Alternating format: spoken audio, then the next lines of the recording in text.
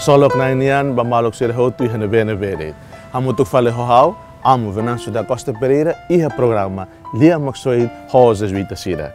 E a Bíblia ainda nem Tahakarak reflete a motuk leitura sagrada sira, husi missa domingo, sexto domingo, tempo pascuanian e a dia 17 de maio 2020. Leitura nessa domingo do dia na Fantin. Primeira leitura, os Atos dos Apóstolos. Segunda leitura, primeira carta São Pedro Nian. Na terceira leitura, os Evangelho São João Nian.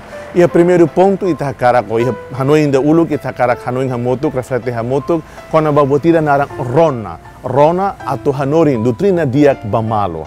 Haklake na imaromag e hetenemoris e o mundo rai clara ainda, né?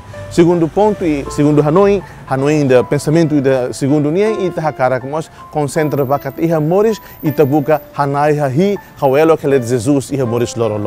No terceiro ponto, e tahakarak mos concentra ba reconhece que Jesus promete maita que dia se hamutuk na paterro ita e tenemoris ne tomak. Jesus ni amoris makida ne, ni amoris yestia, ni promete maita, ni sela husik ita ema mesak.